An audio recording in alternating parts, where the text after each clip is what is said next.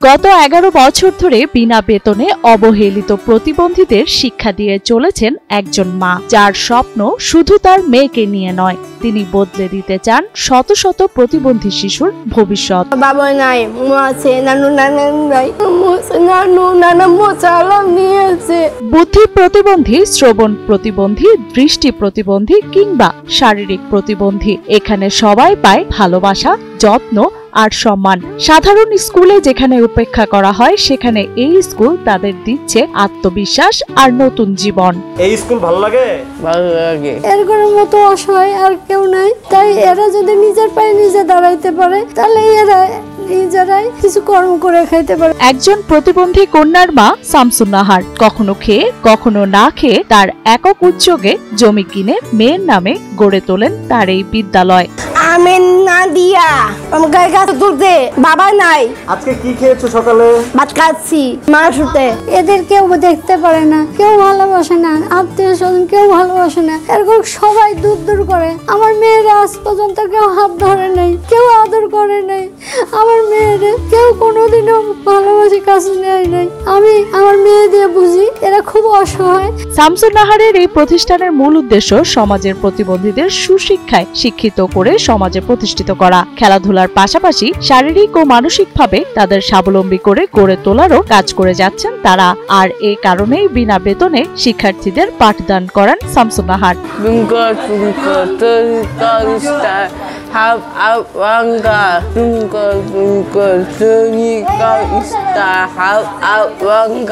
Free পড়াই ওদের, সব বাচ্চাদের ফ্রি পড়াই এবং দুপুরবেলায় একটা লাঞ্চ দেয়।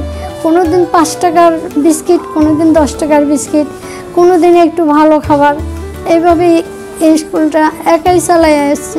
গাজীপুরের কালিয়াকৈর পৌরসভার দক্ষিণ কালামপুর এলাকায় 2014 সালে নিজ প্রতিবন্ধী মেয়ে সহ মাত্র 5 জন শিক্ষার্থী নিয়ে শামসুন নাহার গড়ে তোলেন তার এই বিদ্যালয়। ব্যক্তি উদ্যোগে গড়ে ওঠা উপজেলার একমাত্র প্রতিবন্ধী বিদ্যালয় মাহমুদা আদর্শ প্রতিবন্ধী স্কুল। ওরা অনেক কষ্ট করে, অনেক পরিশ্রম করে আমি 6 শতক জায়গা কিনি। 6 শতক জায়গা কিনে সেখানে 8টা রুম উঠাই। 8টা রুমে আমি ছাত্রছাত্রী ভর্তি করি, প্রায় 80 জন প্রতিবন্ধী বাচ্চা এবং সুস্থ বাচ্চা 20 জন। এক সময় নিজের মেয়েকে নিয়ে বিভিন্ন স্কুলে ঘুরে ঘুরে নানা প্রতিবন্ধকতার কারণে ভর্তি করতে না পেরে এক পর্যায়ে নিজে শুরু করেন প্রতিবন্ধী শিশুদের পাঠদান নিতে। আমার মেয়ে প্রতিবন্ধী, আমার মেয়ের অনেক স্কুলে নিয়ে গেছিলাম, তাকে পড়াইতে পারি নাই। তারপরে আমি সিআরপিতে নেই, সেখানেও আমি অনেক টাকা পয়সা লাগে বলে আমি ওখানে সময় যাই বলে আমি পারি নাই। পরে আমি উদ্যোগ নেই স্কুলটা দেওয়ার জন্য। কি করতে ভালো লাগে তোমার? উনি তাই বিষয় দিচ্ছে যে মা বিষয় দিচ্ছে, বাবা মা ভাই বোন। শামসুন নাহারের মেয়ে মাহমুদার জন্মের পরে জানতে পারেন তার হার্টে 3টি ফুটো রয়েছে। ডক্টরও বলেছিলেন সে বাঁচবে 18 বছর।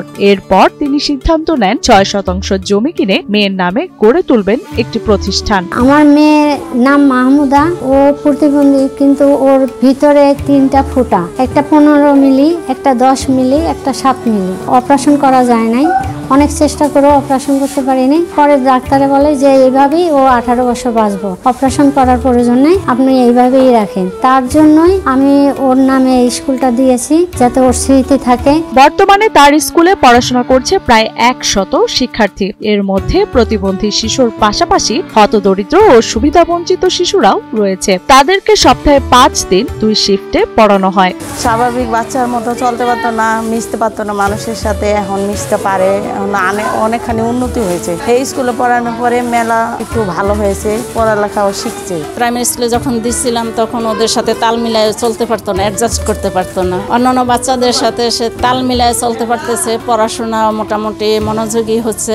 মোটামুটি বিশেষ চাহিদা সম্পন্ন বাচ্চাদের জন্য যে প্রক্রিয়ায় পড়ালেখা করানো হয়, এখানে মোটামুটি ওইভাবেই করানো হচ্ছে, যার কারণে অনেকটাই এগিয়ে আসছে। তবে বর্তমানে শিক্ষা উপকরণ আর পর্যাপ্ত শিক্ষক না থাকায় নিয়মিত পাঠদান কার্যক্রম ব্যাহত হচ্ছে। ফলে সরকারি সহায়তা ছাড়া এই স্কুল এগিয়ে নেওয়া সম্ভব হচ্ছে না বলে জানান এই বিদ্যালয়ের প্রতিষ্ঠাতা শামসুন নাহার। এখানে মাত্র 6 জন শিক্ষক, 6 জন শিক্ষক দিয়ে এতগুলো বাচ্চা পড়া সম্ভব হয় না, খুব কষ্ট হয়। আমার এই জন্য আকুল আবেদন শিক্ষক বাড়ানোর জন্য, এবং এই স্কুলটা যাতে আরো উন্নতি হয় বিদ্যমান যারা আছেন তাদের কাছে আকুল আবেদন আমার, এই বাচ্চাদের পাশে দাঁড়ান, আপনারাও আমার সাথে একটু সহযোগিতা করেন, আপনারাও আসেন না ভালো কাজে অংশ নিতে, একটু সহযোগিতা করতে।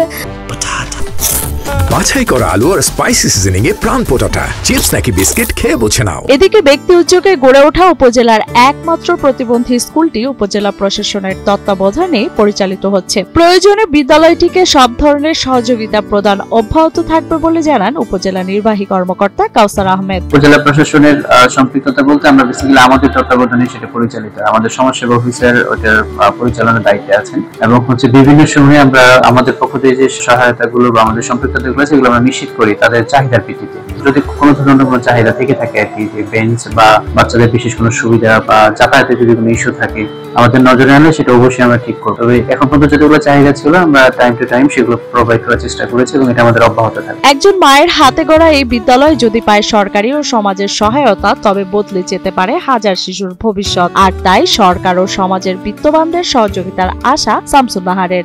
এই কালেগড় উপজেলায় একটাই স্কুল, প্রতিবন্ধী স্কুল আর নাই। এই স্কুলটা যাতে আরো ভালো উন্নতি হয়, বড় হয়, এদের জন্য আরো কিছু করা যায়, এটাই আমি সবার কাছে অনুরোধ করছি, সবার কাছে আবেদন করছি এই স্কুলটা সহযোগিতা করে এই বাচ্চাদের লেখাপড়া শেখানোর একটু সুযোগ করে দেওয়া।